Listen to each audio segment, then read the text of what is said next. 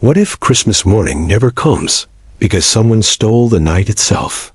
Captain Jake Morales ran through a metallic corridor deep inside Lunar Command. Red warning lights strobed on the walls. A siren pounded in short, violent bursts. His boots hit the deck hard and fast. The air smelled like hot plastic and cold metal. 2 techs nearly slammed into him while dragging a cable case. One shouted for him to slow down. Jake did not. His chest felt tight. The base felt wrong, like it was holding its breath. He burst into the control pit. Consoles and screens filled the room in rows. Officers stood bent over stations, with stiff backs and pale faces. A glass wall looked out at space. Earth hung beyond the moon, bright and calm for one last moment. Then the calm broke. Icons on the main grid screen blinked and dropped out.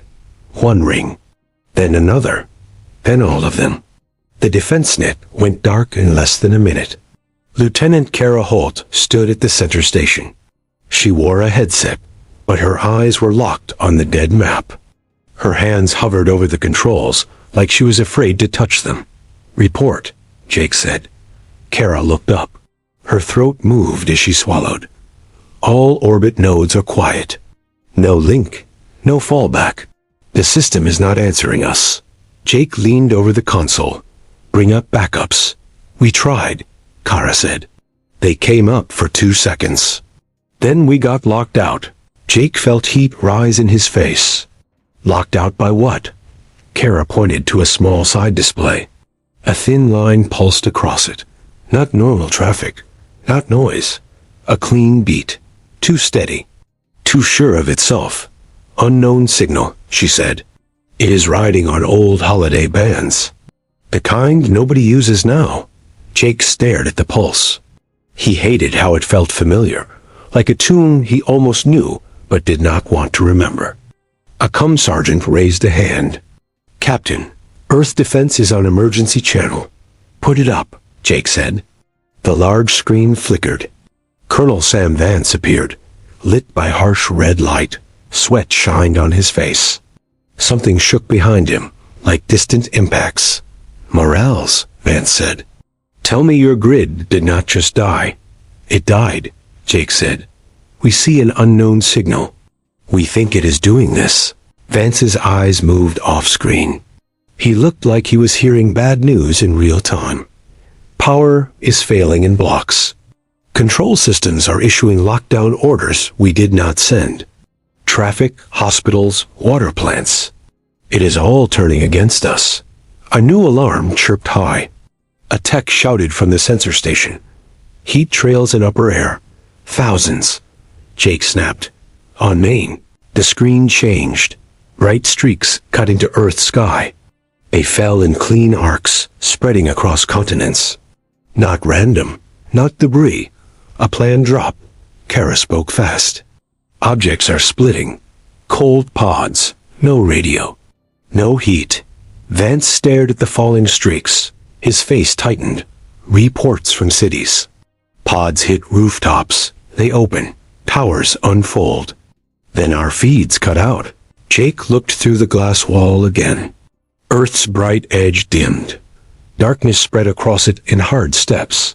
Whole city zones vanished into black as if someone flipped switches. His stomach sank. "They are stealing the night." Kara's voice shook. "Captain, something skimmed the upper atmosphere. Too low. Too controlled." A faint line of flame rolled along Earth's limb. It looked like a burn mark on the world. Jake forced air into his lungs. "Get me a ship. A patrol. Anything crude." Before Kara could answer, the base lights flickered. The siren changed tone. A deeper warning rolled through the walls. A voice boomed over the loudspeaker. "Unknown contact near lunar orbit. Range closing." No transponder. Jake stepped to the glass. Against the stars, small lights moved in. They split into many more. Kara whispered behind him. "That is not ours." Jake did not speak. The lights kept growing. Then the first impact shook the base, and every screen in the control pit went black. Jake's boots hit the deck as the room went dark. People cursed. Someone screamed when a console sparked and spat smoke. The only light came from thin strips along the floor. They glowed a weak blue. Kara slammed her palm on the side of her station. Backup power now. Nothing answered. The air fan slowed. The control pit began to feel tight and warm. A voice in the dark yelled, "Contact is inside the orbit line." Jake turned toward the window. The stars outside were sharp. The moving lights were not. They spread like a scatter of hot embers. They were too calm for a meteor storm. A dull hit the base. It was not loud. It was heavy. It came through the floor and into his teeth. The blue floor lights blinked out. Red emergency lights snapped on. The siren returned, lower and rough. A crackle followed it, like an old radio being squeezed. Kara pointed at the museum receiver. It had its own battery. Its screen still glowed. The pulse pattern had changed. It was faster now. "It is talking to something up here," she said. Jake's throat felt tight. "Get eyes on the contact." A tech near the far wall tried to pull up a camera feed. The screen showed static, then hard black. He hit the console again and again, as if anger could fix it. "Cameras are dead," the tech said. "External sensors are blind." Jake grabbed a handheld scope from a rack by the window. He pressed his eye to it. He hated the small shake in his hands. The closest light outside was no longer a light. It was a shape. Flat, wide, it moved without a plume. It slid past the moon's edge and aimed at the base. A thin line flashed from it. No sound, no heat trail. 1 second later, a panel on the far end of the control pit blew out. Metal shards cut the air. A woman went down and did not get up. Jake ducked behind a console. His heart slammed. He smelled hot wiring and blood. "Cover!" he shouted. "Get down!" Kara crawled beside him. Her face was gray in the red light. "What is that?" "Something that does not want us watching," Jake said. The comm desk came back with a weak hiss. Sergeant Leo Dunn was on his knees under it, holding wires together with both hands. "Captain, I have a narrow link to Earth for 10 seconds at a time. Use it," Jake said. "Tell Vance we have hostile contact in lunar orbit.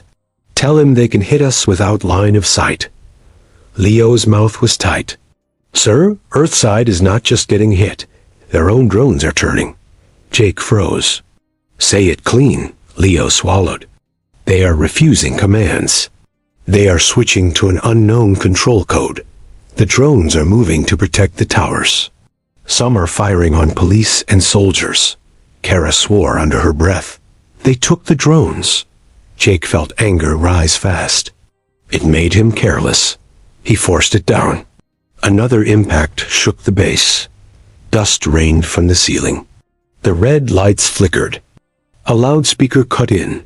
Breach on sea level. Pressure drop. Sealed doors. A blast door slammed somewhere close. The sound echoed through the metal bones of the base. Jake pushed up. "Kara, with me. Leo, stay on that link. Get every ship on standby. Anything that can fly." Kara's eyes widened. "We do not know if our ships are safe." Jake nodded once. "That is why we need a crude craft with manual controls. No remote, no network." They ran. The corridor outside was narrow and loud. Warning lights strobed. People sprinted past with helmets under their arms. One man dragged another, who was bleeding from a cut on his scalp. The floor shook with distant impacts. A squad of base security rushed the other way, with rifles up. Their leader, a short woman with a shaved head, stopped when she saw Jake. "Captain," she said, "we have shapes in the hangar viewports. They are tagging the doors with something." Jake did not slow. "Burn them off if you can. Do not open any door to outside. Not for any reason." He reached the lift. The panel was dead. He kicked it, and it stayed dead. Kara grabbed a ladder hatch and pulled it open. They climbed down into a tight shaft. The metal was cold. The air smelled like oil. Jake's hands cramped around the rungs. A shudder ran through the shaft. The lights went out again. Their helmet lamps clicked on. The beams jittered on the walls. Kara's breathing was loud in his ear. If they can cut power at will, we are trapped. We are not dying in a shaft, Jake said. He did not believe it. He said it anyway. They dropped out onto a service hall near the hangars. The sound hit them first. Distant engines, shouting, the hard clack of boots on deck plating. A blast door ahead was half closed. Sparks poured from its motor. 2 mechanics were under it, pushing with their shoulders, trying to force it down. Move, Jake shouted. They slid away. Jake and Kara shoved. The door scraped lower by inches. Then it stopped. Something outside hit it. The door jerked up, not down, as if pulled. Kara stumbled back. It is lifting. Jake raised his rifle. He did not remember taking it from the wall rack, but it was in his hands now. His finger shook on the trigger guard. A thin seam of light opened under the door. Then another. The metal groaned. The smell of ozone poured in. On the other side, something tapped the door from the outside. Slow, patient, like it knew they were listening. Leo's voice cracked over Jake's wrist radio. Captain Earth just lost another city block. The towers are spreading, and the unknown signal is now coming from our side of the moon. Jake stared at the rising door. The tapping stopped. Then the door snapped upward, a full foot in one hard pull. A shadow slid into the gap. Not a man, not a machine he knew. Kara backed up and almost fell. Jake aimed at the gap and fired. The shots were loud in the tight hall. The rounds sparked on the door edge and vanished into the dark beyond. Something moved fast in the gap. A bright line cut across the floor. The deck plate split open like paper. Jake grabbed Kara's arm and yanked her back behind a stack of cargo crates. The door kept rising. The gap became a doorway, and whatever was outside began to come in. Jake stayed behind the cargo crates as the hangar door kept rising. The metal groaned like it would tear off its tracks. Cold air pushed in, sharp and dry. The shadow in the gap moved again. It came through low and fast. Jointed legs snapped out and gripped the deck. Its body looked like dark glass under the emergency lights. Kara lifted her rifle. Her hands shook, but she did not lower it. Jake fired first. The shots cracked in the tight hall. The rounds struck the floor and door frame and flashed bright.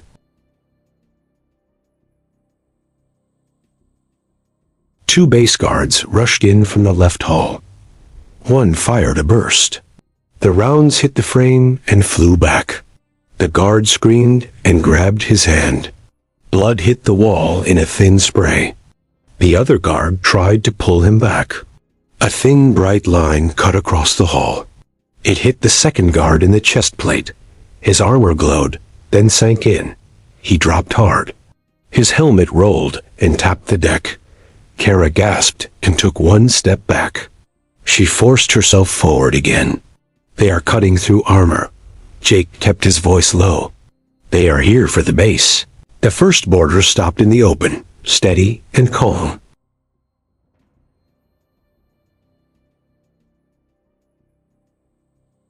Then another.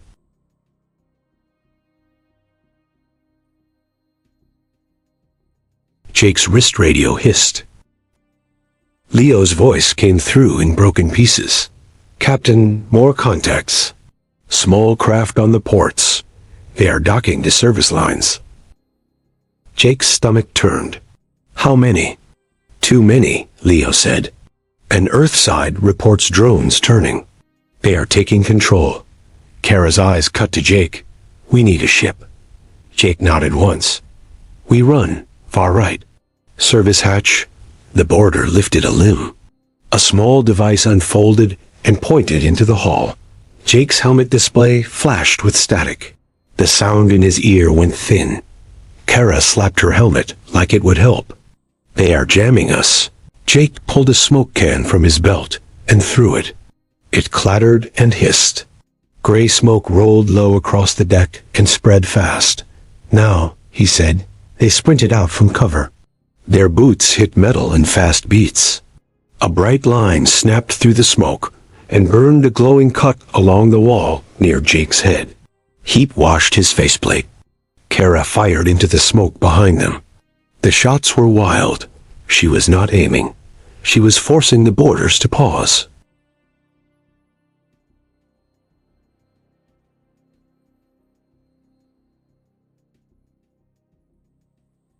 The hatch opened with a hard pop.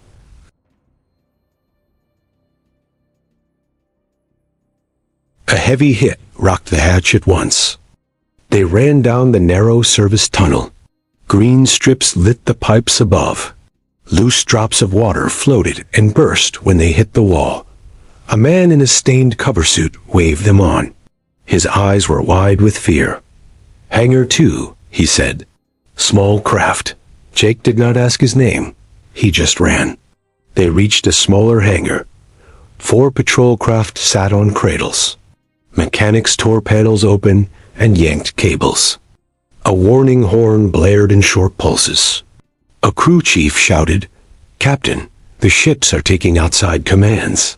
We cannot shut it off." Jake climbed into the nearest cockpit. The seat was cramped. He liked the old switches and hard levers. He hit the main power. The panel lights flickered. A sharp warning tone began. Kara strapped into the second seat and stared at the display. Her face went pale. Jake followed her eyes. A message scrolled across the screen. External command link accepted. The hangar door at the far end started to rise on its own. Outside, a huge dark shape blocked the stars. The patrol craft lurched forward on its cradle. The harness straps bit into Jake's shoulders. The engine sound was wrong. It was too smooth, like it was being held steady by a hand Jake could not see. Kara slapped the side panel. "It is driving itself." Jake grabbed the manual cutoff lever and pulled. Nothing happened. He pulled again, harder. The lever moved, but the engine kept climbing. The hangar deck crew scattered. One man tried to reach the emergency stop post. A bright line flashed from the doorway. The post split in two. The man spun and fell, clutching his leg. Jake's eyes flicked to the canopy. The hangar door was rising fast now. Beyond it, the carrier shape blocked the stars. It was close enough to feel like a wall. A tug hit the craft. Magnetic locks released without a command. The craft rolled forward and dropped onto the launch track. Kara pointed at the main panel. "External command is still on. You tore cables, and it did not care?" Jake's hands shook with anger. "Then we fly blind." A second patrol craft beside them powered up on its own. Its canopy lights blinked in the dark. The ship tipped forward like a dog on a leash. On the hangar floor, base security fired into the doorway. Muzzle flashes lit the bay. The boarders moved between shots. They cut through cover with clean beams. People screamed and crawled. Blood floated in slow drops before it hit the deck. Jake's radio hissed. Leo came through in short bursts. "Captain, base is failing. They are taking the command core. Earth is worse. The towers are growing. Hospitals are freezing. Vent systems are locking. They are using our own control keys." Jake's jaw tightened. He shoved the radio closer. "Any way to break the link." "Old method," Leo said. "Hard cut. Kill all network power, but you will lose nav and comm." Jake looked at the panel. The craft was already half dead to him. He did not have a better choice. Kara saw his hand move. "If you cut power, we may not restart." Jake bared his teeth. "If we do not cut it, we do not get a choice at all." He slammed his fist onto the hard-cut switch under the seat rail. The cockpit lights died. The engine tone dipped, then surged again. For a breath, he thought it failed. Then emergency lights came on, thin and dim. The engine stayed alive, but the smooth control field broke. The craft shuddered like a car on ice. Kara grabbed the side grips. "You heard it." "Good. Good," took the manual stick. It had resistance now. It felt real. He pushed the throttle, and the craft jerked forward down the track. The carrier outside shifted. Dark panels opened along its belly. Small lights poured out and formed a loose ring. "Drones," Kara said, voice tight. Jake's craft shot out of the hangar into open space. The moon's surface rolled below, gray and sharp. Behind them, the base looked like a cut in the rock with fire flickering at its mouth. A drone latched onto the craft's tail before Jake could blink. The hull rang with rapid taps. Kara twisted in her seat and fired her side weapon. The recoil thumped through the frame. The shot missed and hit the drone cluster behind them. 2 drones broke apart. The rest shifted with no pause. Jake tried to roll, but the craft fought him. Not like before, but still wrong. It wanted to level out. It wanted to face the carrier. Kara hit the panel with her palm. "It is still pulling on you." Jake's eyes found a small manual trim wheel near his knee. He cranked it with both hands. The craft groaned and finally rolled left. A beam cut past the canopy. The glass flashed white for an instant. Heat warnings screamed. Jake flinched and kept turning. The second patrol craft launched behind them. It did not roll away. It flew straight at the carrier like it was ordered to die. Jake watched, helpless, as the carrier's ring of drones opened a path. The patrol craft slid into the ring and vanished behind a dark plate. Kara swallowed hard. "They are collecting ships." Jake forced the craft low over the moon's surface. The ground rose and fell in brutal shapes. Dust plumes kicked up under their thrusters. The drones followed, skimming the ridges. They moved like fish in a school, turning as one. Jake's panel blinked weak. A map tried to load, then collapsed into static. A new sound rose. A fast pulse. It matched the museum receiver beat, only louder, like it was inside the cockpit. Kara's eyes narrowed. "That signal is in the ship now." Jake felt it in his teeth. He could not tell if it was sound or vibration. Ahead, a field of old debris floated near a shadowed crater edge. Broken probes, dead panels, twisted frames. It was junk from decades of failed missions. Kara leaned forward. There is something inside that mess. Jake saw it too. A gap that was too clean. A dark curve behind the debris, hiding in plain sight. The carrier was not alone. A second mass sat beyond the moon, masked by the junk cloud. It was larger than the carrier, and it was waking up. Small lights lit along its spine, one after another, like eyes opening. Jake's hands went slick. That is the source. The drones behind them changed pattern. They stopped chasing in a line. They spread wide to herd him toward the debris field. Kara looked at Jake. Her face was hard, but her voice shook. "They want us to see it." The craft shook as if something grabbed it from far away. The nose dipped toward the hidden ship. Jake fought the stick. The controls pulled back against him. The hidden ship's lights flared brighter. Then every warning on the cockpit panel lit at once, and the craft began to turn on its own straight toward the dark opening in the debris. Jake's patrol craft turned hard to the right without his input. The stick went stiff under his grip. The nose lined up with a dark gap in the debris field. Kara swore and grabbed the emergency strap under her seat. "They are flying us in." Jake slammed his boot into the side pedal. The craft only shook. The pull held it steady, like an invisible cable. The debris around them spun slow in the low light. Broken solar sheets drifted like knives. A dead probe rotated end over end. Its old mission logo flashed once, then vanished into shadow. A drone swept close to the canopy and flashed a pale light. It felt like a scan. Kara flinched and raised her rifle at it, useless in a cockpit. Jake's panel hissed. The pulse beat inside the ship grew louder. It matched his heart in a bad way. His eyes stung from staring at warning lights. He grabbed the manual trim wheel and cranked it until his wrist burned. The craft twitched. For half a second, it rolled offline. Then the pull tightened. The craft snapped back toward the gap. Kara looked over his shoulder at the debris. If we hit that junk, we die. Jake's mouth was dry. Then we do not hit it. He reached down and tore open the floor panel near the throttle column. Wires and conduits sat in tight bundles. He did not know which one mattered. He chose the thickest line and yanked. A shower of sparks jumped up. The cockpit filled with a sharp smoke smell. The engine stuttered. The pull on the controls weakened for one breath. Jake shoved the stick left. The craft rolled, clipped a loose panel, and sent it spinning away. The hull rang like a bell. Kara screamed. Again. Jake ripped a second line free. The panel went darker. The pulse beat faltered, then returned, weaker.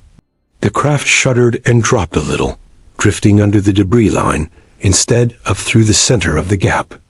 A drone slammed into their rear and latched on. The frame shook. Kara twisted and fired the side weapon point blank. The shot lit the cockpit white. The drone broke apart into shards that spun away. More drones closed in. They moved to box the craft in again. Jake found a small red handle by his right knee and pulled it. A hard clang hit the craft. A rear service plate blew off and tumbled away. The engine tone changed. It went raw and uneven.